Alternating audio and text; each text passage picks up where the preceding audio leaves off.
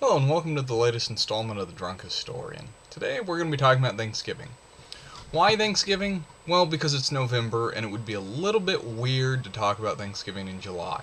Although actually, as you're going to find out in just a moment, not as weird as you might think. Probably wondering about the fedora. Well, I'd originally planned on trying to find a pilgrim hat for this broadcast. However, though, I don't have one just laying around the house, and as I'm an undergraduate, I have no money. So we get the fedora instead. The first recorded Thanksgiving in Anglo-America was in 1578, and it was part of an unsuccessful attempt to find a Northwest Passage. Now, at this time, Thanksgivings were a fairly common event that was given for any bountiful harvest, birth of a child, anything like that. And they were usually multi-day events. Now, in 1621, we get the familiar Plymouth Plantation story. Squanto teaches the Pilgrims how to grow food, how to catch eels, and the Wampanoag tribe helped to get the Pilgrims through the winter.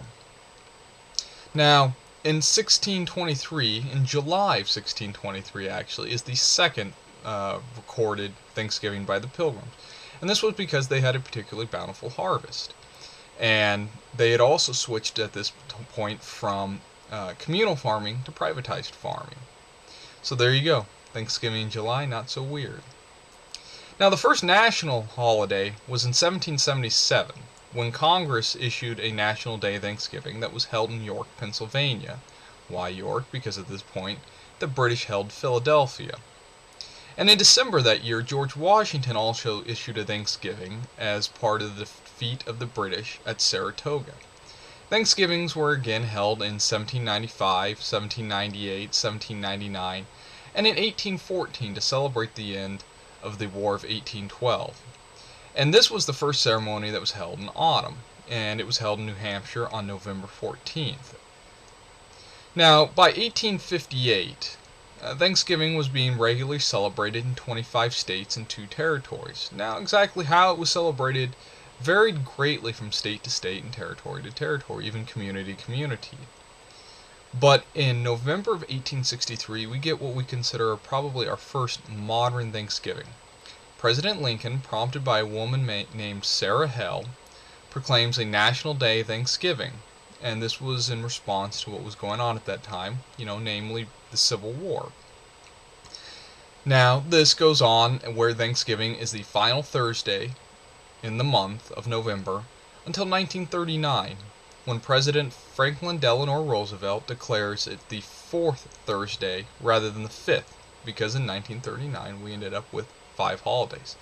This created a big uproar between people saying, this was a slight at Lincoln, that, it had always been done this way, and to kind of flick his nose at him a little bit. In 1940 and 1941, the president declares Thanksgiving as the 3rd holiday, or the 3rd Thursday in the month.